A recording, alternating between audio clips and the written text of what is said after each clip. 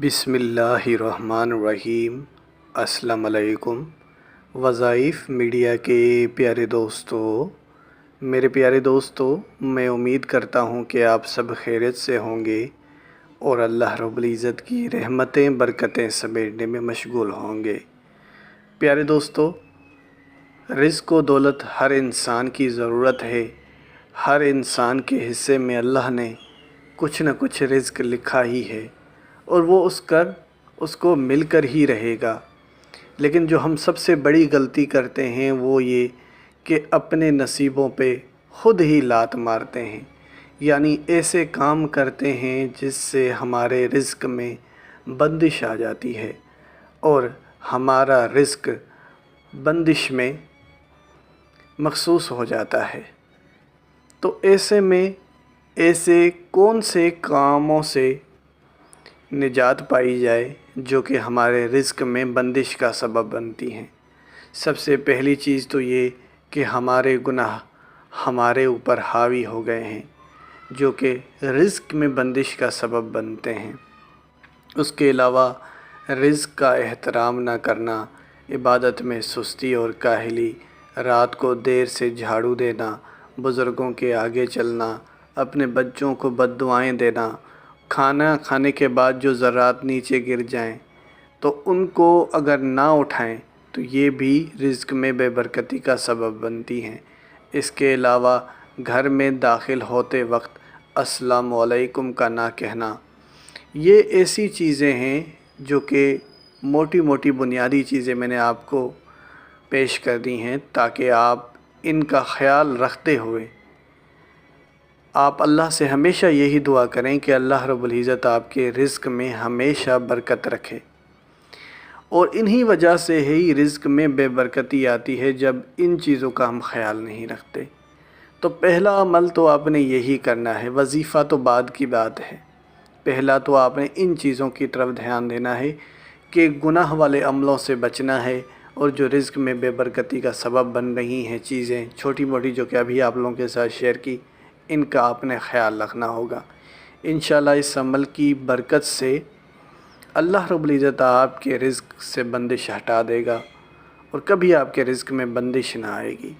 ساتھ میں آج کا بتایا گیا یہ وظیفہ حج سے پہلے کیونکہ یہ اگلا مہینہ ذی الحج کا آ رہا ہے، اس سے پہلے ہی آپ نے ایک مٹھی چینی کی لے لینی ہے اور اس پر آپ نے یہ کلمات پڑھنے ہیں، اور وہ کلمات کیا ہیں؟ سورہ فاتحہ کی آیت ایاک نعبد و ایاک نستعین، یا اللہ ہم تیری ہی عبادت کرتے ہیں اور تجھی سے ہی مدد مانگتے ہیں۔ اور بے شک اس میں کوئی شک نہیں ہے کہ ہم اللہ کی ہی عبادت کرتے ہیں اور اللہ سے ہی مدد مانگتے ہیں۔ تو میرے پیارے دوستو، اس سے پہلے کہ ویڈیو کا باقاعدگی سے آغاز کیا جائے اور آپ کو آج کے اس وظیفے کی طرف لے جائیں، آپ سب نے مہمانوں سے درخواست ہے کہ جنہوں نے ابھی تک ہمارے اس چینل کو سبسکرائب نہیں کیا، وہ سب سے پہلے ہمارے اس چینل کو سبسکرائب کر لیں اور بیل کے آئیکن کو بھی دبا دیں تاکہ آنے والی ویڈیوز آپ تک بآسانی پہنچ سکیں۔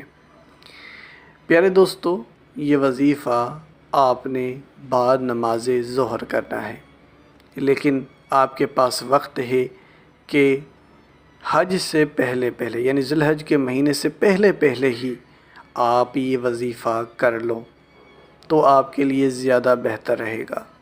انشاءاللہ یہ وظیفہ اتنی بڑی طاقت اور قوت رکھتا ہے کہ چینی کے ہر ایک دانے کے بدلے آپ کے دولت میں اضافہ ہوتا رہے گا۔ دن بدن آپ کی دولت بڑھتی ہی جائے گی، کبھی کم نہ ہوگی۔ اب ظہر کی نماز ادا کر کے فوراً ہی بعد آپ اپنے کچن میں چلے جائیں اور ایک مٹھی آپ نے چینی کی دانوں کی لے لینی ہے۔ یہ ضروری نہیں ہے کہ مٹھی آپ بھر کے لیں، تھوڑی سی چینی لے لیں لیکن ایک مٹھی کے اندر لیں، اور اس چینی کو آپ نے بڑے احتیاط کے ساتھ کہ کوئی چینی کا دانہ نیچے نہ گرے، بڑی احتیاط کے ساتھ اسے آپ کسی ایک برتن میں رکھ دیں۔ میں دوبارہ کہہ رہا ہوں کہ اس چیز کا آپ نے خیال رکھنا ہے کہ رزق کی بے حرمتی نہ ہو اور کوئی بھی دانے کا ذرہ یعنی کوئی بھی چینی کے دانے کا ذرہ نیچے نہ گرے اور تمام دانے ایک پلیٹ میں آ جائیں۔ صحیح سے اپنے ہاتھوں کو چھانٹ لیں تاکہ کوئی دانہ آپ کی مٹھی میں نہ رہ جائے۔ اب آپ نے کیا کرنا ہے کہ 11 بار درود پاک پڑھنا ہے، کم از کم 11 بار درود پاک پڑھنا ہوگا آپ نے لازمی، اور درود پاک بھی آپ نے نماز والا پڑھنا ہوگا۔ اور درود پاک وظیفے کے شروع اور آخر میں پڑھا جاتا ہے اور تعداد بھی سیم ہونی چاہیے، یعنی شروع میں آپ 11 بار درود پاک پڑھ رہے ہیں تو آخر میں بھی 11 بار ہی درود پاک پڑھنا ہے۔ اور اگر درود پاک کی تعداد کو 11 سے بڑھانا چاہتے ہیں تو جتنی بھی تعداد شروع میں پڑھیں گے اتنی ہی تعداد آخر میں پڑھنی چاہیے۔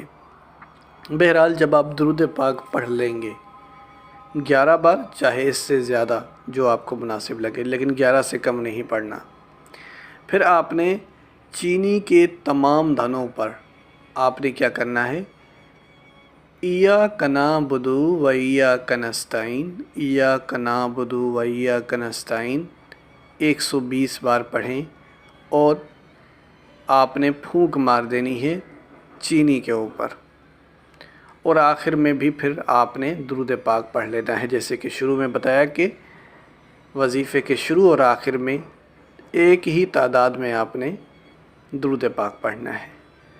اب ان چینی کے دانوں کا آپ نے کرنا کیا ہے، اس کو کسی بھی میٹھی چیز بنانے میں یوز کر لیں، یا آپ ان دانوں کو گھر کے کسی ایسے کونے پہ رکھیں جہاں پہ چونٹیاں اس کو کھائیں، یعنی اللہ کی مخلوق اسے کھائے، یہ ضائع نہ ہو۔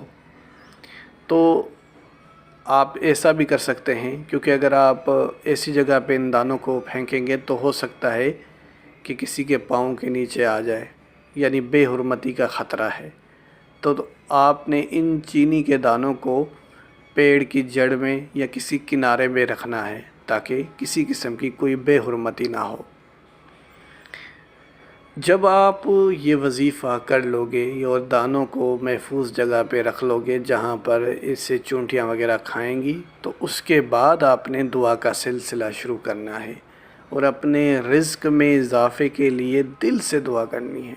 پیارے دوستو، یہ ایسا وظیفہ ہے، آپ خود اندازہ لگائیں کہ جب آپ اللہ کی مخلوق کے لیے رزق کا ذریعہ بنتے ہیں، بے شک رزق دینے والی ذات تو اللہ کی ہے، لیکن آپ ایک ذریعہ بن رہے ہیں۔